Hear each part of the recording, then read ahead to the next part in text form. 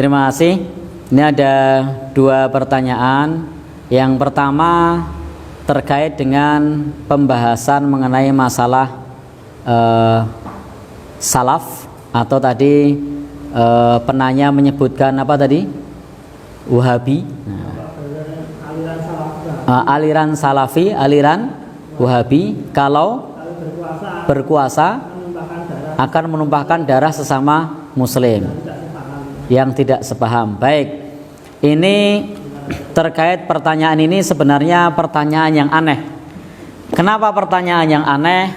Karena yang kita ketahui bahwa ketika seseorang bermanhaj salaf itu praktis tidak ikut-ikutan dengan masalah politik kekuasaan.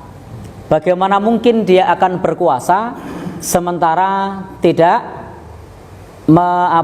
membahas yang terkait dengan masalah kekuasaan. Bahkan kita tidak akan menemukan kajian mereka yang terkait dengan masalah menggulingkan penguasa.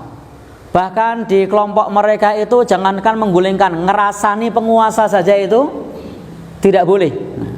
Silakan nanti ketemu dengan saudara-saudara kita yang ngaji manhaj salaf. Mereka itu untuk mencela penguasa saja tidak boleh. Jadi mereka itu mencela penguasa saja tidak boleh. Bahkan mereka itu sangat taat kepada pemerintah. Contoh misalnya pada saat Ramadan, kalau di Muhammadiyah kan pakai hisab, berbeda dengan pemerintah. Kalau salaf enggak, mereka akan ikut dengan keputusan pemerintah. Bahkan andai pun yang dibuat oleh pemerintah itu, keputusan pemerintah tersebut itu dalam tanda kutip mendolimi mereka, mereka tidak akan melawan. Itu salah satu prinsip dari manhaj salaf.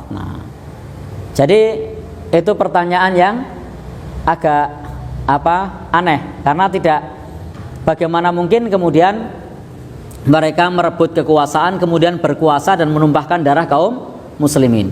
Karena konsep dalam salaf itu konsepnya adalah bahwa kebaikan itu bukan dari atas, bukan dari kekuasaan, tetapi dari pribadi masyarakat yang baik nanti akan membentuk pemerintahan yang baik.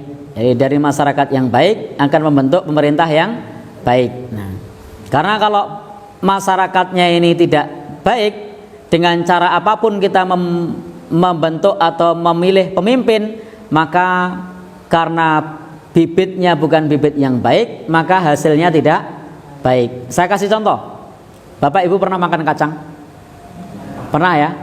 Kalau kacangnya itu semuanya isi 3, mau dimakan dengan cara merem, dapatnya isi 3. Dengan cara terbuka, dapatnya isi 3. Diambil pakai tangan kanan, dapatnya isi 3. Diambil pakai tangan kiri, makanya tetap tangan kanan, dapatnya tetap isi 3. Karena semua bibitnya kacangnya baik.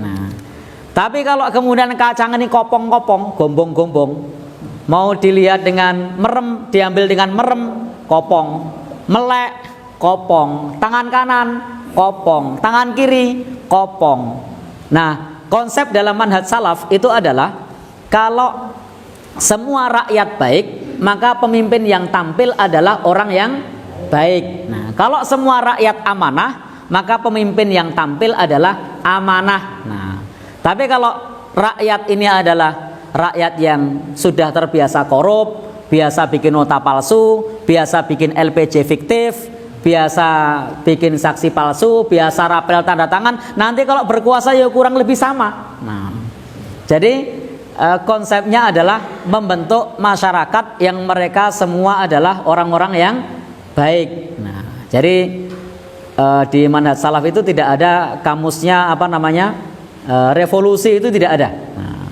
Nanti silahkan baca salah satu buku pedoman yang biasa dipakai, misalnya kitab Ushulus Sunnah yang dipakai oleh Imam Ahmad rahimallahu, yang ditulis oleh Imam Ahmad rahimallahu taala. Di situ tidak boleh bagi kita untuk memerangi penguasa yang yang sah. Nah, kalau kemudian Bapak dan saudara yang berbahagia yang dirahmati oleh Allah Subhanahu wa taala, terkait mengenai masalah Wahabi, saya tidak paham apa yang dimaksud dengan Wahabi. Nah, jadi silahkan nanti teman-teman, bapak-bapak dan saudara yang berbahagia yang dirahmati oleh Allah Subhanahu wa taala, karena Wahabi ini lebih kepada stigma, bahkan hampir-hampir nyaris tidak kita temukan organisasi yang namanya Wahabi. Kalau misalnya ada, itu terdaftar di Kementerian Hukum dan HAM kapan, berdiri tahun berapa, itu tidak ada. Yang tidak pernah ada ormas yang namanya Wahabi. Di negeri kita tidak terdaftar, di negeri lain juga tidak terdaftar. Nah, jadi tidak ngerti apa yang dimaksud dengan Wahabi.